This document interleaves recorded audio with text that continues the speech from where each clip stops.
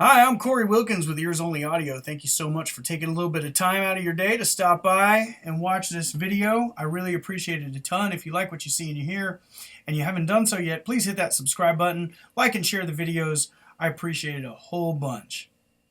So today I kind of want to talk about a very often misunderstood topic, which is what exactly is a record producer? Mainly, where does an engineer end and a producer begin? A lot of artists, especially, don't always understand the difference, and even some audio guys aren't sure whether they're producing a record or whether they're engineering a record. First off, let's just touch on the hip hop industry. Usually, the producers are the ones kind of coming up with the beats. They're sort of setting the chord structure. They're writing the melodies that are being played on the instruments and things like that. But they're also fulfilling many of the other roles that you would find from a record producer in other genres like, pop or rock or country. And the biggest thing, especially when you get into all of those other genres, the biggest thing that sets a producer apart from an engineer is the producer is a member of the creative team. The engineer is not. The engineer puts up the microphones, runs the cables, hits the record button, patches in the compressor, does some editing, things like that. A producer's role encompasses many different areas. Think of a producer as like a project manager for your song or for your album. Does an artist need session musicians? It's the producer's responsibility to have a stable of musicians that he or she can call on, and it's their responsibility to know which musicians in that stable would be best for a particular project. Now, for example, I have probably 4 or 5 different bass players I could call. I recently produced an artist who does kind of classic sort of 70s and 80s style country music. I've worked with a bass player who is currently playing in a 70s and 80s country cover band. So I knew that he would be the right guy to call up and invite into the session, because he understands the flavors of what was going on in that time period, and he's also played a lot of contemporary stuff. So if I said, hey, I want you to take that sort of 80s Clint Black groove and modernize it a bit, he would know what I meant. So that's one responsibility. Another responsibility is to help organize the sessions. Make the plan for what you're going to do on each day. Okay, we need to have the drummer and the bass player here on day 1. So we're going to set that for, 10 a.m. on Monday. Producer's going to call the drummer and say, hey, the session's at 10 a.m. on Monday. Producer's going to call the bass player and say, the session's at 10 a.m. on Monday. It's also the producer's job to, like I said earlier, join the creative process. So that means the artist can bring you a song. Maybe it's a demo. Maybe they just play it for you on acoustic guitar or piano or something like that. And maybe they have some of their own arrangement ideas. But ultimately, it's the producer's job, in most cases, to be sort of the quality controller of the arrangement. Hey, yeah, artist, I really like that melody line that you're playing on the piano. Can you move it an octave up? It's competing with the vocals. Let's move it out of the same frequency range. Those kinds of things are your responsibility. An engineer says, were you comfortable with that take? Did you like it? Okay, you did? All right, let's move on. A producer says, hey, that was a pretty good take. I think you can get one better. Let's do another one. I'm just going to take a moment and get 2 versions of the same song up here in Pro Tools so that you can see my role as an assistant with the arrangement, acting as a producer.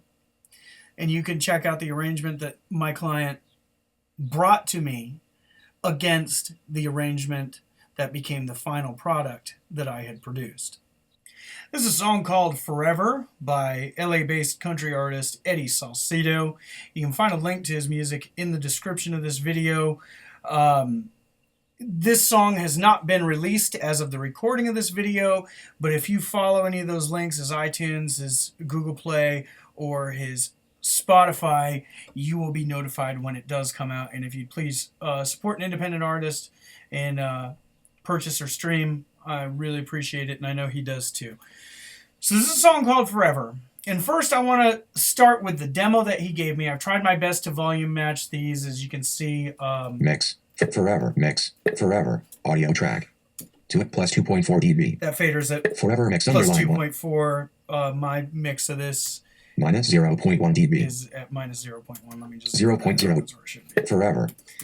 Plus 2.4. With this demo, with my fader set at plus 2.4, I'm getting a peak value of minus 0.6. With mine zeroed out, we're getting a peak value of minus 0.5. So that's how the levels work out. Okay, this is what I got. We do a lot of work over Dropbox, so he put this in my Dropbox and said, "Hey, this is a song I want to cut."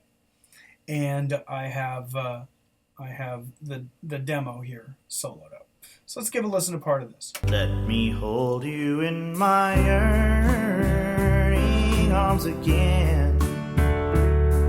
Girl, it's been too long.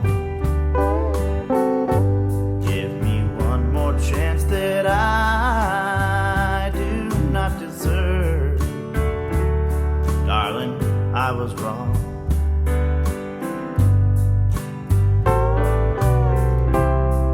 No, I ain't doing so well. In fact, I'm in a living hell without you. Nothing. Okay, now the first thing I thought of when I heard this demo is this is a little bit more of a cha-cha than just a straight boom, cha, boom, boom, cha. But it's not a full-on country cha-cha. So I didn't want to take it fully in that direction. However, one thing I did want to do is move it up a couple of beats. I feel like this version is a little draggy. And I also want you to ignore, if possible, the mix and the instrument sounds. You know, this is a demo. We're listening to MIDI drums and stuff like that. Okay, so that's not what it's about. Obviously, when you come into the studio with this kind of music, we're going to bring in a drummer. So let's just focus on the changes that were made to the arrangement that puts me more in a producer role than an engineer role. So first off, it was my decision to move it up a couple of beats. I don't remember exactly how many, but I would guess maybe 2 or 3 BPM we moved it up. I also made the decision on the beginning of that, there's a chord. I made the decision for there not to be a chord and to have it just start with vocal. And I also had him move his right hand on the piano up an octave when he tracked the piano so he wouldn't be right in the same range as his vocal. I also had the pedal steel. He's using I don't know what he was actually using on that demo, but I knew that he was going for like a pedal steel sound, so I knew I was going to need a steel player on this record. And I had Randy Hess came in and played this, and I had him sort of start a little more slowly and sort of build throughout the song rather than kind of come on in at full speed ahead, full volume. So this is the beginning of the track that I produced. So don't pay attention to the mix. I also mixed it, yeah, but that's not relevant. Just pay attention to the arrangement, where the instruments are placed. Let me hold you in my yearning arms again. Girl, it's been too long. Give me one more chance that I do not deserve. Darling, I was wrong.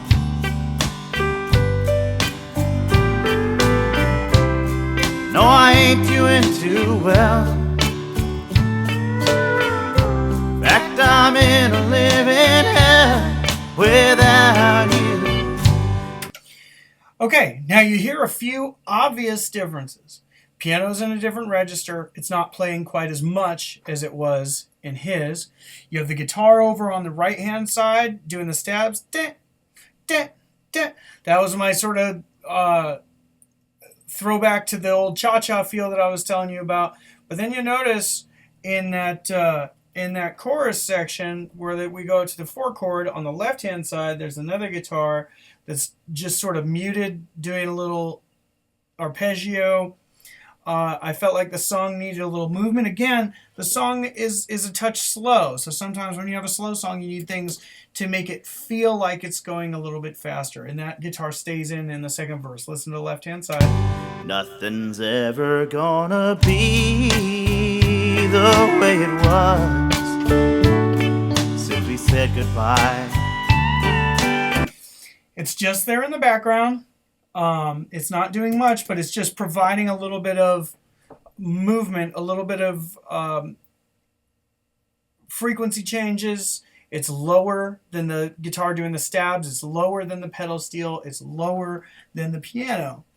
And I felt like there needed to be something in there to sort of bridge the gap between the bass guitar and all of that high-end information. There's also an acoustic guitar going in there like there was in his original demo, but this acoustic guitar was done in mid-side, so it's a little bit of a wider sound, which you can really hear open up in the first verse. So let's have his first verse. Let me hold you in my yearning arms again. Girl, it's been too long. Yeah. So just one acoustic guitar, one microphone in cardioid, kind of up close. Listen to this acoustic. Let me hold you in my yearning arms again. Girl, it's been too long. It's quieter in the mix, but it's definitely a little bit wider. Another decision I made was going into the pedal steel solo. I decided to actually go a little bit more with the cha-cha feel just in the steel solo. So this is what I got for the demo. About the years that we missed.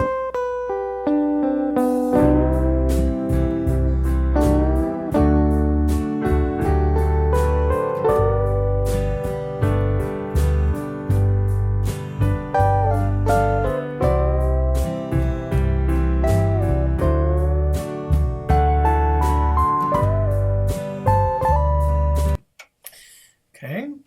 Now, I told Randy, the steel player, to incorporate some of the vocal melody into his solo here just a little bit. And I also told the drummer, Laura Wilkins, who is my sister and has played drums for me for many, many years, and she's perfect for this kind of song, to give this more of a traditional cha-cha feel. So she's, changes up the pattern that she's playing on the snare.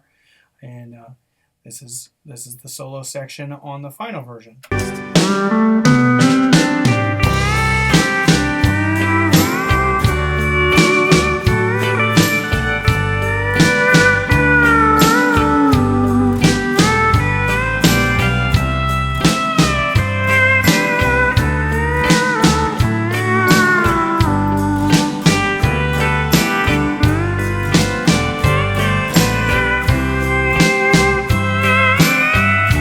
Notice right there, I also had the piano go down an octave again, instead of going up an octave while the vocal's in that mid-range. The pedal steel's coming in the higher end. The piano goes down into the mid-range.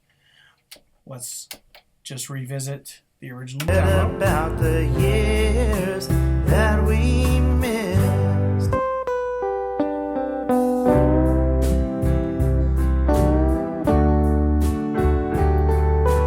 The snare is a lot softer. It sounds like the MIDI drums is like on a drum brush or hot rod kind of sound. I wanted the snare to be more powerful here, give us a little more something that's kind of danceable, for like a traditional country dance. I also didn't have the band fully come out going in here. There's a drum fill that kind of supports the pedal steel as it's leading into there, rather than just the Full Stop that was on the original demo. Pick up on the piano as well.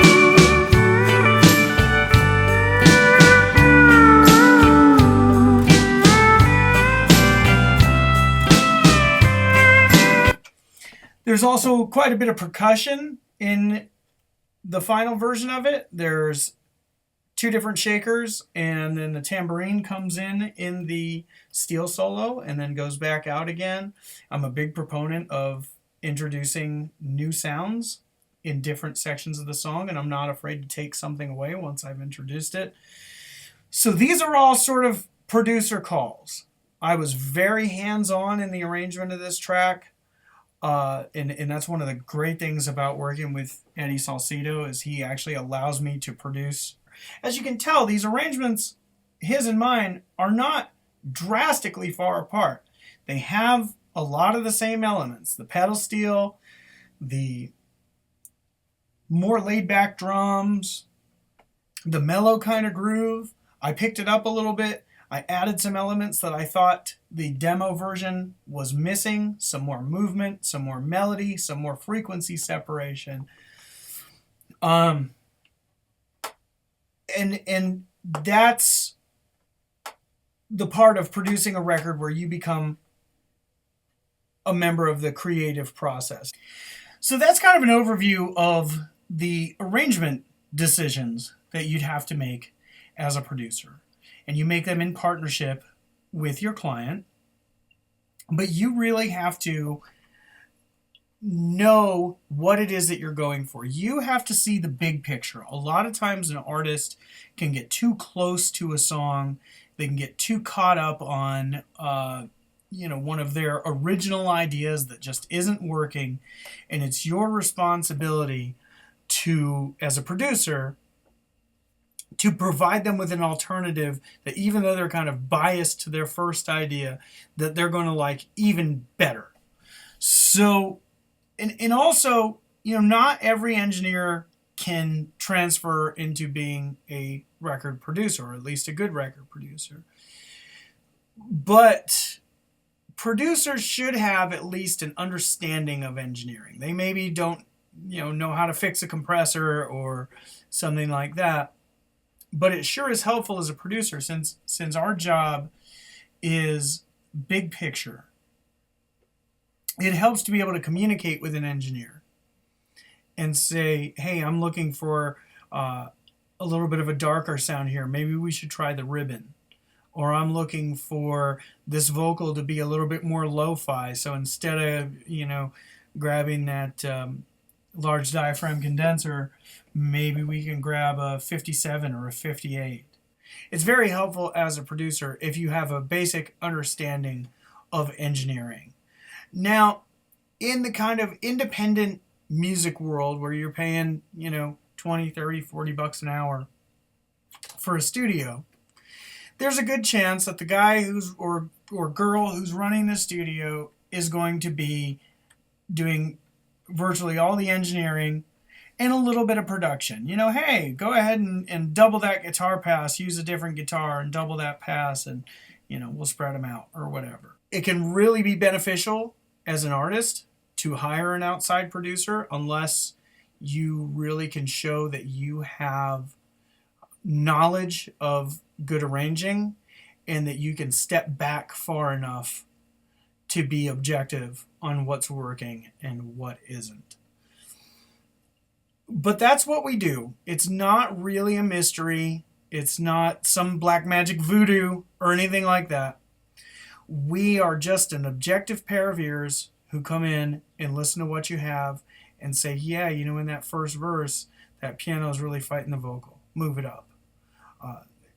That guitar, has too much going on. It's getting in the way of whatever else. Simplify that part. Hey, you can put a musical melody here and establish it as sort of a musical hook. Let's move that here. That's our job. It's big picture. It's arrangement help. It's project management. And that's what producers do. And that's the difference between a producer and an engineer. An engineer puts up the mics, they record, they make sure that all the sounds are good. The producer is a member of the creative team. Thanks so much for watching. Again, I'm Corey Wilkins from Ears Only Audio. I hope this helped clear things up a bit for you. Don't forget to hit that subscribe button. Share and like this video with all your friends. I really appreciate it a ton. Thanks for spending a little bit of time with me. Y'all the best. All right. Take care.